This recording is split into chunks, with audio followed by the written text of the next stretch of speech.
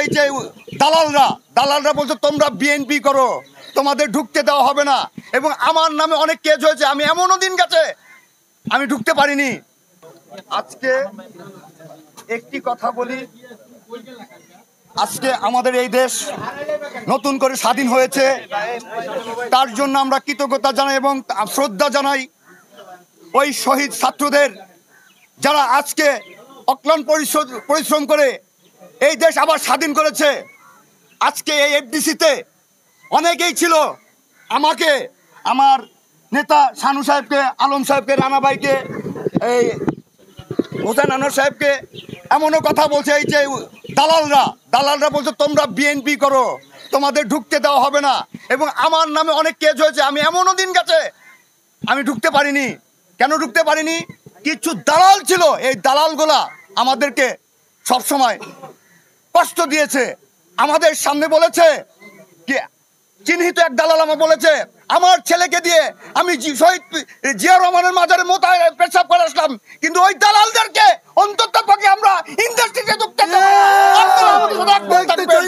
আজকে উজ্জ্বল প্রোডাকশন, উজ্জ্বল, তারপরে কয়েকজন আমার সাথে ছিল। কি কষ্ট যে আমরা করেছি, যা শেষে একটা ফুল বন্ধ আমাদের দিতে দেয় নাই, একটা শ্রদ্ধা জানাতে দেয় ওই শহীদ মিনারে। এই ফ্যাসিস্ট দালালরা, এই হাসিনার রাজাকাররা আমাদের কখনো ইন্ডাস্ট্রিতে শান্তির মধ্যে 18 বছর থাকতে দেয় নাই। আজকে আপনাদের কাছে অনুরোধ, আমরা ওদের মতো হতে চাই না। আমরা শান্ত শৃঙ্খলা ভাবে আমার শহীদ প্রেসিডেন্ট জিয়াউর রহমান যেভাবে আজকে এই দেশ পরিচালনা করে গেছে, ঠিক সেইভাবে আমরা শান্ত শৃঙ্খলা ভাবে আমরা ইন্ডাস্ট্রি পরিচালনা করবো। আমাদের নেতৃত্ব দেবে শানু সাহেব, সাইমন তারেক, আলম ভাই, এজরানা সাহেব, হোসেন আনোয়ার সাহেব, বদরুল খোকন সাহেব, এরা আমাদের নেতা থাকবে। আমরা বড় কোনো দালাল চাই না, কোনো দালাল ইন্ডাস্ট্রিতে ঢুকতে পারবে না, এইটাই আজকে শপথ করতে হবে। ধন্যবাদ। প্লিজ আরেকজন নেতা আছে, এক মিনিট, মজুমদার সাহেব, এই এফডিসি স্টাফ, সে এফডিসির কর্ণ, সে আমাদের সংগ্রামে ছিল, সবাই সে আমাদের সংগ্রামে আছে, নজরুল, এরা সবাই আছে।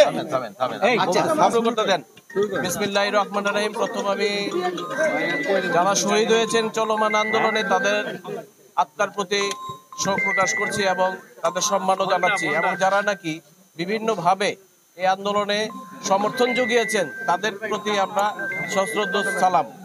আমি এখানে একটা কথা বলতে চাই যে এখানে অনেক কথা হয়েছে বা হবে, এটা ক্ষোভের প্রকাশ, এটা স্বাভাবিক। দীর্ঘদিন ধরে এই জায়গায় একটা ক্ষোভ বিরাজ করছে।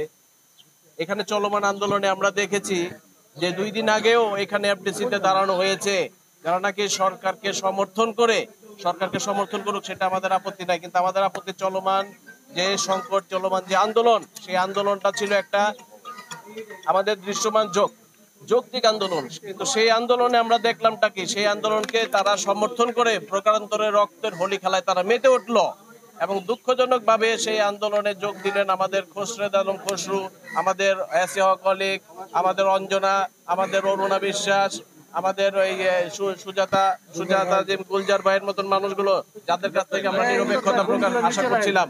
কিন্তু দুঃখজনক ভাবে এই কাজটা তারা করতে পারেনি, বরং তারা রক্তের হোলি খেলায় কিভাবে মেতে ওঠা যায় সেই জন্য তারা সামাজিক যোগাযোগ মাধ্যমকে বেছে নিল। এর পাশাপাশি আমি উল্লেখ করতে চাই, চলমান আন্দোলনে শিরিন শিলা নামে এক নায়িকা যে স্ট্যাটাসটা দিয়েছে, যে কি স্ট্যাটাসটা কি ছিল, এই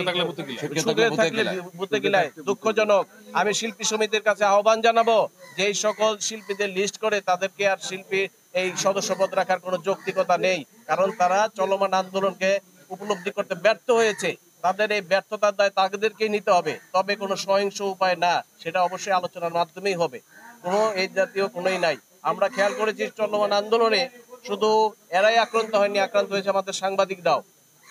আমাদের সময়ের তারেক আনন্দকে থ্রেট করেছে আমাদের আরেক সাংবাদিক লিমন আহমেদ থ্রেট করেছে, যেটা আমি অডিও বার্তা আমি শুনেছি। আমাদের লাঞ্ছনার মারপিটের শিকার হয়েছে নিথর মাহবুব, সংবাদের নিজ হাউসে কথা বলে চলমান আন্দোলনে আমাদের পক্ষে, আমাদের ছাত্রদের পক্ষে কথা বলতে গিয়ে সে মাইট ধরে শিকার হয়েছে।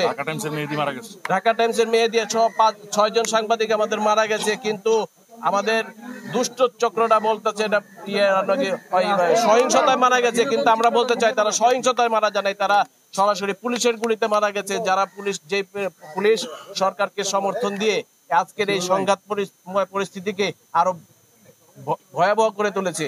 অবশ্য ভয়াবহ করার ফসল কিন্তু আজকে আমাদের এই অর্জন কোনোভাবেই যাতে ভুলুণ্ঠিত না হয় সেদিকে খেয়াল রাখতে হবে। 19 পরিবারের যে সম্মিলিত পরিষদ যেটা আছে সেই পরিবারটাকে যৌক্তিক জায়গায় নিয়ে আসতে হবে, সংস্কারী সকল জায়গা থেকে আনতে হবে।